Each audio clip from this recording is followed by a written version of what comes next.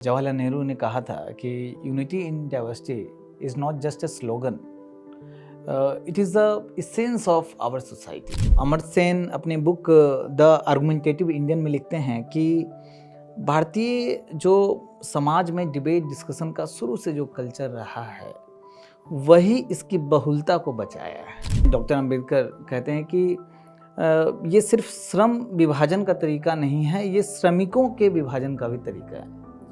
मतलब ये सिर्फ श्रम का विभाजन नहीं करता है, लोगों को भी विभाजित करता है। पश्चिमी दुनिया के स्कॉलर्स हमेशा आश्चर्यचकित रहते हैं भारत की विविधता को देखकर। तो उन्होंने कहा कि भारत में इतनी विविधता है, भारत एक देश नहीं है, अपने आप में एक दुनिया है।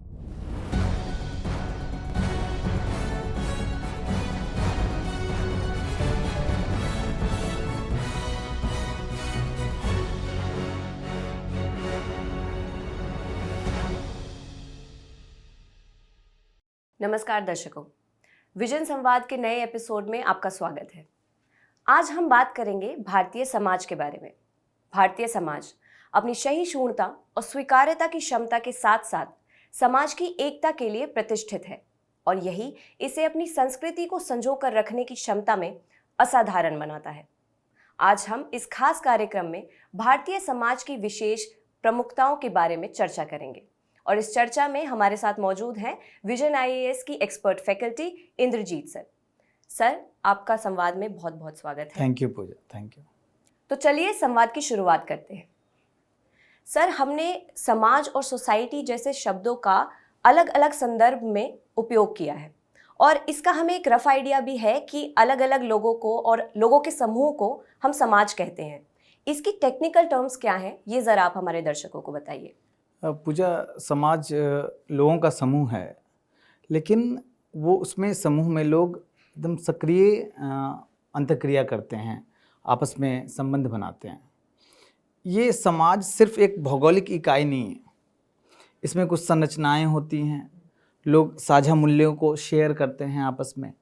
जैसे संरचना, जैसे परिवार हुआ या फिर आपका धर्म हुआ या आपका स्कूल हुआ, हॉस्पिटल हुआ या सरकार हुआ, सब संरचना है। इसी संरचना पे समाज स्थिर रहता है, वही इसका आधार है। उसके अलावा जो साझा मूल्य हैं, जैसे जो पिता है उसको अपने बच्चों का देख रेख करना है, जो बुजुर्ग माता पिता हैं बच्चों को उनको देख रेख करना है। तो एक देखिएगा कि हर व्यक्ति की अपनी भूमिका समाज में निर्धारित होती है और इसको लोग फॉलो करते हैं। जैसे कि आप देखिए कि जनजातीय समाज में सभी लोग साझा मूल्य शेयर करते हैं, एक साथ रहते हैं, पर्व त्यौहार एक साथ मनाते हैं, उनकी अपनी एक डिस्टिंक्ट कल्चर होता है। वैसे ही ग्रामीण समाज में सभी की भूमिका निर्धारित है कि कौन क्या काम करेगा, कौन कृषि में करेगा, कौन घर के अंदर काम करेगा। तो ऐसे पूरे विश्व में जगह जगह आपको समाज देखने को मिलता है। हाँ, सभी समाज अपने अपने दृष्टिकोण से विशिष्ट है, उसकी अलग अलग विशेषताएँ होती हैं। सर, जैसा आपने बताया कि समाज में लोगों की अपनी अपनी भूमिकाएं होती हैं। अब समाज के निर्माण की बात करें तो इसके निर्माण की क्या क्या अवस्थाएं होती हैं, ज़रा उदाहरण के ज़रिए हमें समझाइए। पूजा, जो समाज का निर्माण होता है ये डिपेंड करता है कि समाज किस भौगोलिक स्थिति में है, उसके पीछे इतिहास क्या है और वो किन किन विभिन्न संस्कृतियों से आपस में संबंध बनाया है या जुड़ा है।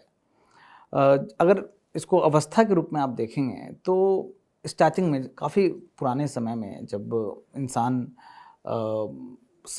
खाद्य सामग्री को संग्रहित करता था जंगलों में या फिर खाने के लिए शिकार पर निर्भर रहता था, तो शिकार अगर बड़े जानवर का करना है तो ज़्यादा लोग चाहिए। तो ज़्यादा लोग चाहिए तो आपस में वो इंटरेक्शन होगा, सब लोग के बीच में एक समझौता होगा कि शिकार करेंगे और बराबर में हम लोग इसको बांटेंगे। तो वो भी एक समाज का रूप था। उसमें भी समाज सरल था, ज़्यादा उसमें जटिलताएं नहीं थी। एक साथ मिलके लोग खाद्य संग्रहण करते थे या फिर शिकार करते थे।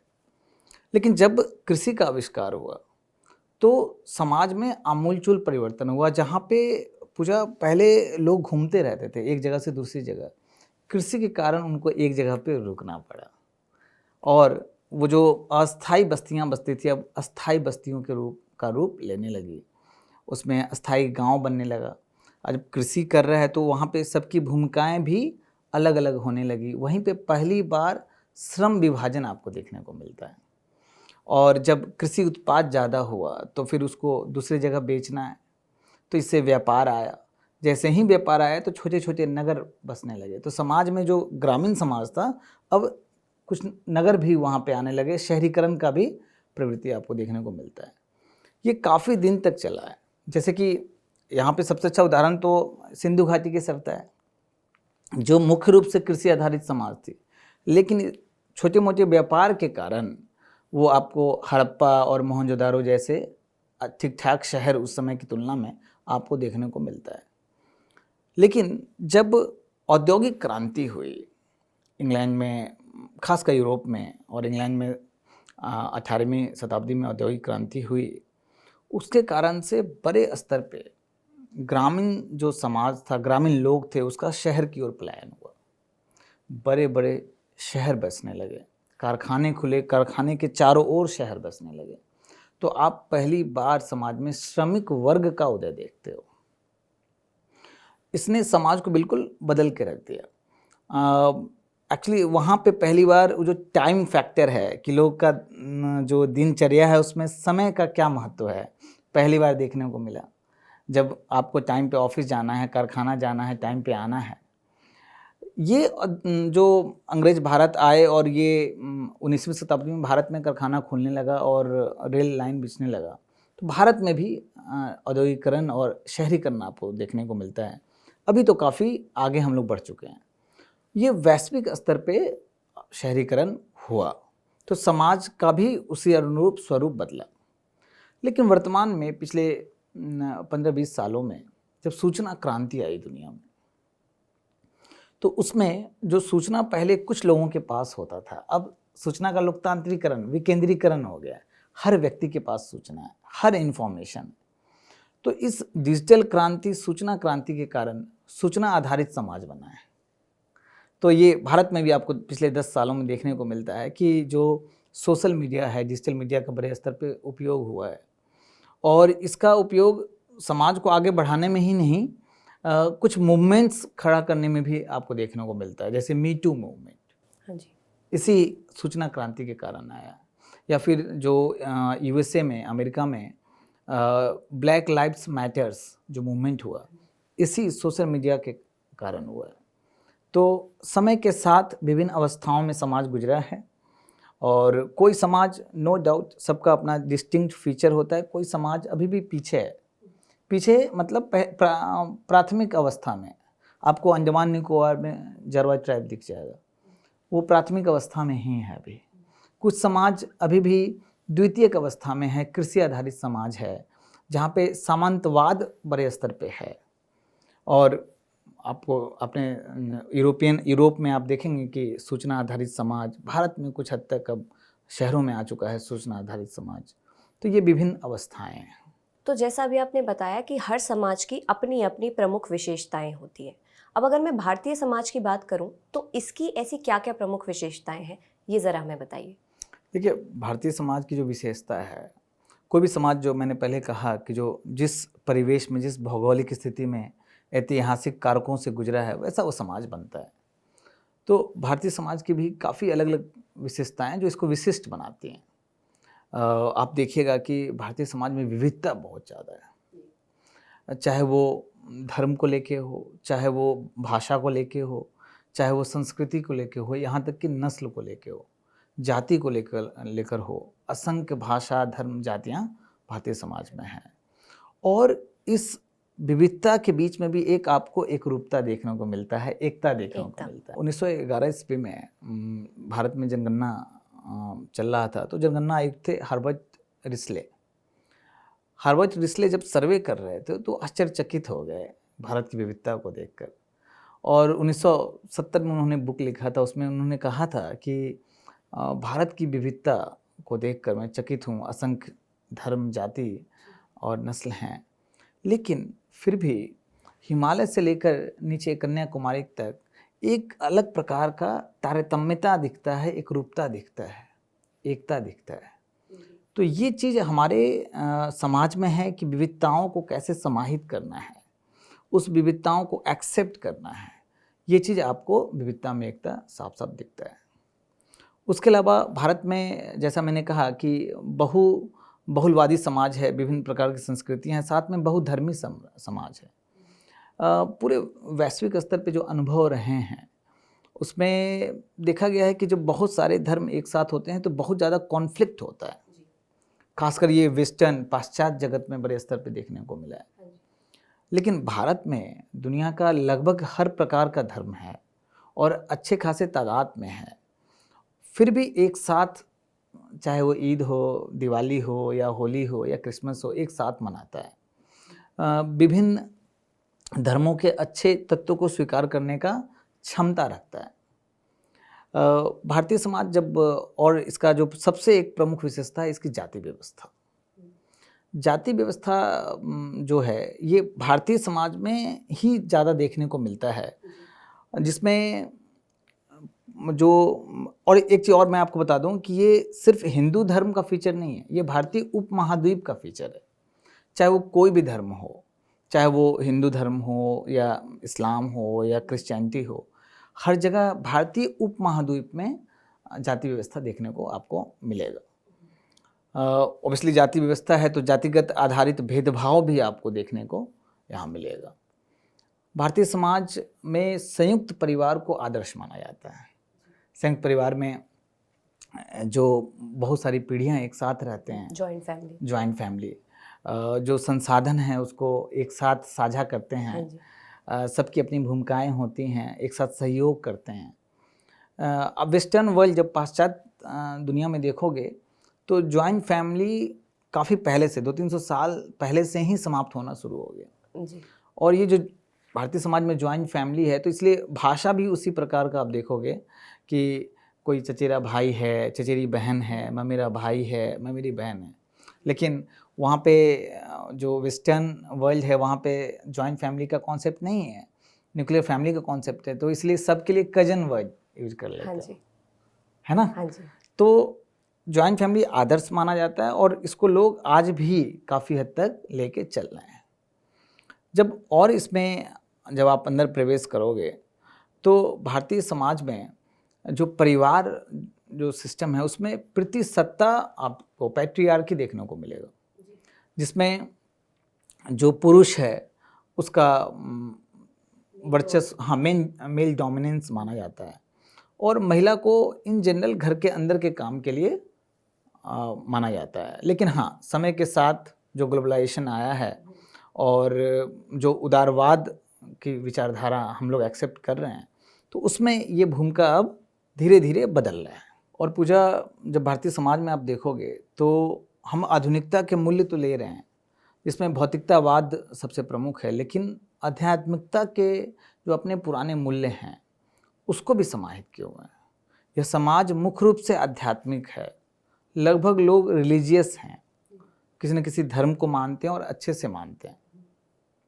जैसे आज भी जो हमारे यहाँ ध्यान या योग का जो प्रचलन है, मज़ेदार बात बता दूं कि जैसे जब कुंभ या महाकुंभ मेला का आयोजन होता है जो प्रयागराज में होता है, तो अभी तो सूचना क्रांति आ चुकी है, सभी को इन जनरल पता हो जाता है। लेकिन जब अंग्रेज भारत में थे वो लोग आश्चर्यचकित हो जाते थे कि बिना किसी बड़े सूचना के, बिना किसी अखबार में छापे हुए कैसे एक साथ 10 लाख लोग एक नदी किनारे आ जाते हैं। तो वो आज भी है, आज भी नदी किनारे लोग स्वयं आ जाते हैं। तो काफ़ी रिलीजियस सोसाइटी है हमारा। साथ में हम लोग जो परंपरागत हमारे मूल्य हैं, जैसे कि यहाँ पे धर्म का कॉन्सेप्ट है, धर्म मतलब कर्तव्य, कि पिता धर्म होता है, पुत्र धर्म होता है, पत्नी धर्म होता है, पति धर्म होता है। तो कर्तव्य पालन पे हम लोग बहुत बल देते हैं। तो ये सब जो प्रमुख तत्व हैं, पाश्चात्य जगत में भी काफ़ी पैट्रियार्कल सोसाइटी रही है, तो कुछ चीज़ तो मिलते हैं, लेकिन काफ़ी अर्थों में हमारी सोसाइटी, समाज विशिष्ट है, डिस्टिंक्ट है। तो सर, जैसे कि अभी आपने बहुत अच्छे से हमें प्रमुख विशेषताओं के बारे में बताया, अब हम एक एक करके विस्तार से भारतीय समाज की विशेषता, सबसे पहले जाति व्यवस्था के बारे में समझना चाहेंगे। पूजा, भारतीय समाज जो मैंने पहले आपको बताया, और भारतीय क्या, भारतीय उपमहाद्वीप का समाज, उसमें जाति व्यवस्था सबसे प्रमुख विशेषता मानी जाती है। काफ़ी पुरानी व्यवस्था भी है ये। इसमें जन्म और पेशे के आधार पे लोगों का स्थिति या समाज में स्थिति या उसका अधिकार क्या होगा, उसका हायरार्की क्या होगा या कर्तव्य क्या होगा निर्धारित होता है। जो पेशा है वो जन्म के आधार पे ही है। आप जिस जाति में जन्म लिए हो, वो जाति जो पेशा या जो व्यवसाय जो काम करता है वही आपको भी करना वो आपके पड़ेगा, नाम के साथ जुड़ जाएगा। वो आपके नाम के साथ जुड़ जाएगा। इसमें जैसे कि कोई वैद्य परिवार में जन्म लिया, वैद्य मतलब डॉक्टर परिवार में, तो उसको फिर उसके बच्चे को डॉक्टर ही बनना पड़ेगा, वैद्य ही बनना पड़ेगा, उसके पास कोई चॉइस नहीं है। तो यही जाति व्यवस्था है। इसमें पवित्रता और अपवित्रता का कॉन्सेप्ट भी समाहित है, जिसमें जो व्यक्ति उच्च जाति में जन्म लेता है उसको ज़्यादा पवित्र माना जाता है, और जो कुछ काम को अपवित्र माना गया है, जो जाति के लोग उसको वो काम करते हैं उसको अपवित्र माना जाता है। इसी कारण से आपको जातिगत भेदभाव भी देखने को मिलता है। काफ़ी लोग कहते हैं कि ये श्रम विभाजन का एक तरीका है जाति व्यवस्था, लेकिन इसमें डॉक्टर अंबेडकर कहते हैं कि ये सिर्फ श्रम विभाजन का तरीका नहीं है, ये श्रमिकों के विभाजन का भी तरीका है।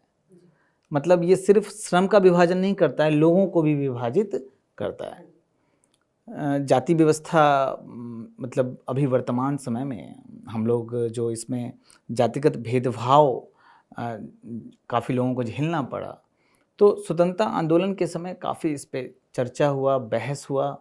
इसमें डॉक्टर अंबेडकर और गांधी जी के जो डिबेट्स हैं काफ़ी फेमस हैं, और दोनों ने काफ़ी जातिगत भेदभाव को मिटाने के लिए काम किया, और वो सब मूल्य आपको संविधान में देखने को मिलता है। तो अभी जो जातिगत भेदभाव जो लोगों को झेलना पड़ता था, हमारा जो लोकतंत्र है, हमारा संविधान है, अब समाज से इसको दूर करने का काफ़ी प्रयास कर रहा है। सर, हम जाति व्यवस्था के साथ साथ भारतीय समाज में धार्मिक बहुलता को भी देखते हैं। अब प्रश्न ये है कि ये एक विशेषता कैसे है?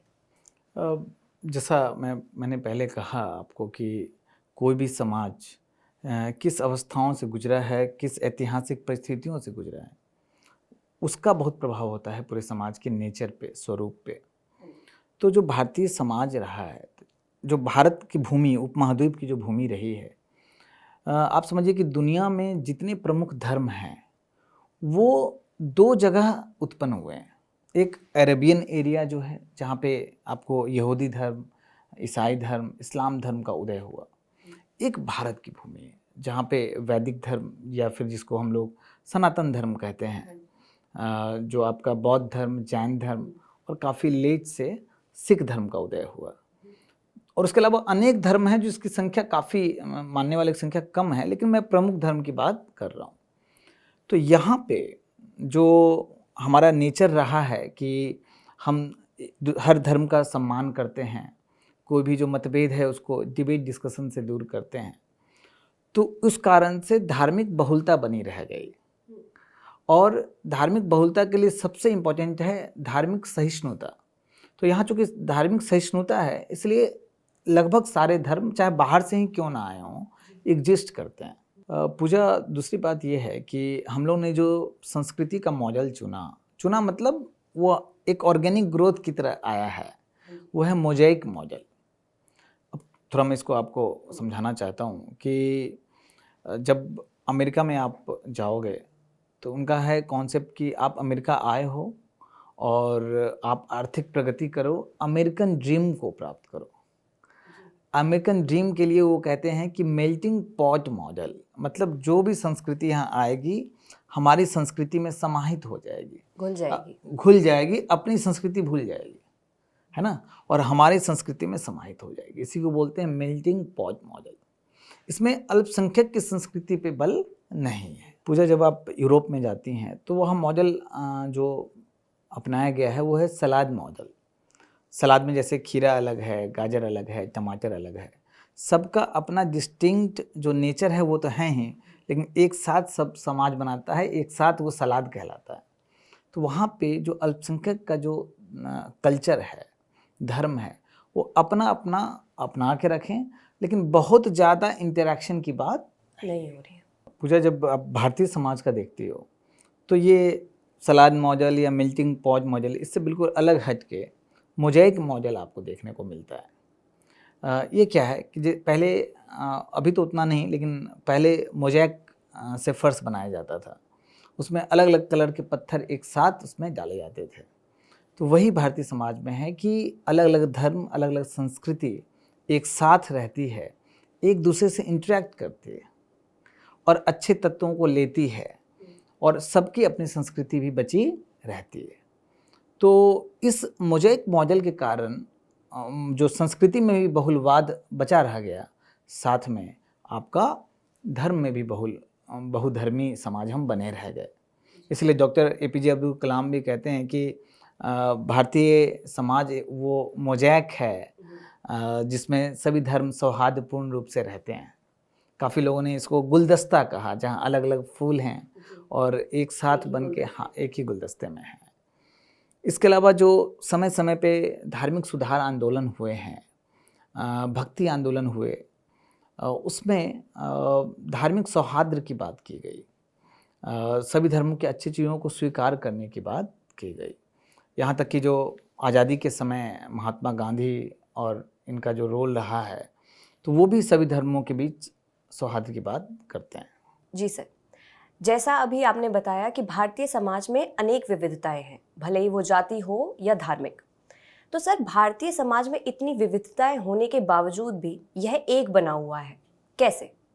इसका हम लोग शुरुआत करते हैं जवाहरलाल नेहरू के फेमस कोटेशन से। जवाहरलाल नेहरू ने कहा था कि unity in diversity is not just a slogan, it is the essence of our society. मतलब जो हमारा जो समाज रहा है, जैसा मैंने आपको कहा कि धीरे धीरे मोज़ेक मॉडल को हम लोग अपनाए हैं, जहाँ पे दूसरे के जो भी मत हैं उसको एक्सेप्ट करते हैं। गांधी जी कहते हैं कि हमारी सोसाइटी की सबसे बड़ी शक्ति ही यही है कि दूसरे के मतभेद को स्वीकारते हुए एकता बना के रखना, सौहार्द बना के रखना। तो हमारी संस्कृति में जो डिबेट, डिस्कशंस का कल्चर शुरू से रहा है। जब वैदिक धर्म आया तो उसकी आलोचना के लिए बौद्ध धर्म आया, और उसने बड़े स्तर पे वैदिक धर्म की आलोचना की। जैन धर्म ने वैदिक धर्म की आलोचना की, फिर बाद में वैदिक धर्म ने जैन धर्म और बौद्ध धर्म की आलोचना की। इनको आलोचना करने वाले आजीवक धर्म आ गए। ऐसे बड़े स्तर पे खंडन मंडन क्या कल्चर रहा है। आपको ये भी बता दूं कि वैदिक धर्म में भी शंकराचार्य आए, और जब उन्होंने सभी का आलोचना करके सिद्धांत दिया अद्वैतवाद का, उसी वैदिक धर्म में शंकराचार्य की आलोचना करने वाले रामानुजाचार्य आ गए, जो विशिष्टाद्वैत की फिलॉसफी दी। मैं ये सब इसलिए बता रहा हूँ कि यहाँ पे शुरू से कल्चर है डिबेट, डिस्कशन का, और इस चीज़ को बड़े बड़े स्कॉलर्स ने स्वीकार किया है। अमर्त्य सेन अपनी बुक द आर्गुमेंटेटिव इंडियन में लिखते हैं कि भारतीय जो समाज में डिबेट, डिस्कशन का शुरू से जो कल्चर रहा है, वही इसकी बहुलता को बचाया है, और ये बहुलता हमारे लोकतंत्र के लिए बड़ा इम्पोर्टेंट है। तो वही जो आपका डिबेट, डिस्कशन ने हमें एक रखा हुआ है। अब आते हैं बात मतभेद का, क्योंकि इतना बड़ा समाज है, मैंने कहा कि समाज में विविधता बहुत है, तो हमेशा मतभेद भी रहे हैं। लेकिन मज़ेदार बात क्या है कि उन मतभेदों को हम लोगों ने बिल्कुल शांतिपूर्वक स्वीकार किया है, उसका सॉल्यूशन निकाला है। जैसे एग्जाम्पल के रूप में हम लोग देखते हैं कि जब स्वतंत्रता आंदोलन चल रहा था, तो इन जनरल हम लोग ऑब्वियसली अंग्रेज़ों के उपनिवेशवाद से मतभेद रखते थे, और जो दो रुख था, एक तो हिंसात्मक आंदोलन, एक अहिंसात्मक, गांधी जी का अहिंसात्मक आंदोलन। आप देखेंगे कि लगभग लोग गांधी जी के पीछे खड़े हो गए, अहिंसात्मक आंदोलन हो, सत्याग्रह हो, इसके लिए, क्योंकि वहाँ पे हमारा ये कल्चर, हमारे डीएनए में रहा है अहिंसा, डिबेट का, डिस्कशन का। यही बात जब वहाँ पे जो जातिगत भेदभाव का बहुत बड़े स्तर पे डिबेट हुआ, और ये डिबेट आगे आके संविधान सभा में आया, खूब डिबेट हुए कि कैसे जो वंचित तबका है इसको ऊपर लाया जाए। वहाँ भी मतभेद था, लेकिन उसी सभा में शांतिपूर्वक सब डिस्कशन करके संविधान में ही प्रावधान कर दिए, मौलिक अधिकार में प्रावधान कर दिए, जिस कारण से आज बहुत बड़े वर्ग को, चाहे वो शेड्यूल कास्ट हो, ट्राइब्स हो, ओबीसी हो, कुछ मामलों में महिलाएं हैं, उनको आरक्षण प्राप्त है। वो आरक्षण का आप देखिएगा तो वो मोर देन 80% पॉपुलेशन को किसी न किसी रूप में प्राप्त है। यही नहीं, आज़ादी के बाद भी जब हमारे समाज में बड़े स्तर पे भाषाई मतभेद हुआ, कुछ जगह पे आंदोलन हुए, खासकर दक्षिण भारत में हिंदी भाषा के खिलाफ, और सिर्फ भाषा ही नहीं, भाषा के आधार पे राज्य के गठन के लिए बड़े स्तर पे आंदोलन हुआ। शुरू में तो जो हमारे उस समय प्रधानमंत्री और गृह मंत्री थे, वो तो डर गए कि अगर हम भाषा के आधार पे बनाते हैं तो कहीं विखंडन ना हो जाए, देश का नया देश है। लेकिन जब भाषा के आधार पे हम लोगों ने आयोग का गठन किया और उसने कहा कि भाषा के आधार पे आप बना सकते हैं राज्य को, और हमने भाषा के आधार पे राज्य का गठन किया, और जो उतना बड़ा आंदोलन हो रहा था वो समाप्त हुआ। रजनी कोठारी अपने बुक में लिखती हैं कि भाषा के आधार पे राज्य का गठन करना मतलब उस राज्य के बहुसंख्यक वर्ग, भाषाई बहुसंख्यक, लगभग लोग वो भाषा बोल रहे हैं, उनको उनकी जो गुस्सा था, उनका जो प्रेशर था, उसको रिलीज करने के कारण वो जो आंदोलन था बिल्कुल समाप्त हो गया। एक्चुअली भाषा के आधार पे राज्य बनाने के कारण हमारा देश एकजुट हुआ। तो हम अपने संविधान में भी देखिए आप, जो अनुसूचित भाषा, जो 8वीं अनुसूची में हमने 22 भाषाओं को जगह दिया है। हर राज्य अपना राजभाषा कोई भी ले सकता है। तो इस प्रकार से हम लोगों ने हमेशा मतभेद को शांतिपूर्वक स्वीकार किया है। तो इस कारण से भी जो हमारा जो समाज है, विविधता में एकता का जो स्लोगन है उसको लेके चला और हम लोग एक बने रहे। कुछ ऐसे दार्शनिक हैं, उनका कहना है कि लोग ये तो कहते हैं भारतीय समाज के लिए कि विविधता में एकता है, लेकिन एक और कैरेक्टर है भारतीय समाज का, लोग भूल जाते हैं। वो है कि हम लोग विविधता में एकता को तो महत्व देते ही हैं, साथ में विविधता के लिए एकता, यूनिटी फॉर डाइवर्सिटी को भी महत्व देते हैं। हाँ जी। पूजा, इसी संदर्भ में एक अमेरिकी महान लेखक हुए मार्क ट्वेन 18वीं शताब्दी में, जब उन्होंने भारत को जाना तो इसकी विविधता को देख के फिर से आश्चर्यचकित थे। पश्चिमी दुनिया के स्कॉलर्स हमेशा आश्चर्यचकित रहते हैं भारत की विविधता को देखकर। तो उन्होंने कहा कि भारत में इतनी विविधता है, भारत एक देश नहीं है, अपने आप में एक दुनिया है। पूरे यूरोप में जितनी विविधता है उससे ज़्यादा विविधता आपको भारत में देखने को मिलेगा, फिर भी भारत एक है। सब लोगों के बीच एक सौहार्दपूर्ण भावना से सब लोग एक साथ रहते हैं। जी सर, आपका बहुत बहुत धन्यवाद। आपने हमारे और हमारे दर्शकों के सवालों का बहुत ही सरलता से जवाब दिया। Thank you Pooja, thank you. तो आज हमने भारतीय समाज के हर पहलू के बारे में जाना। हमने यह भी समझा कि भूगोल से लेकर धर्म, भाषा, रीति रिवाज, ये सभी अनेक विविधताएं ही भारतीय समाज को जीवंत बनाती हैं। उम्मीद है हमारी आज की चर्चा का विषय आपको पसंद आया होगा। हमसे जुड़े रहने के लिए धन्यवाद।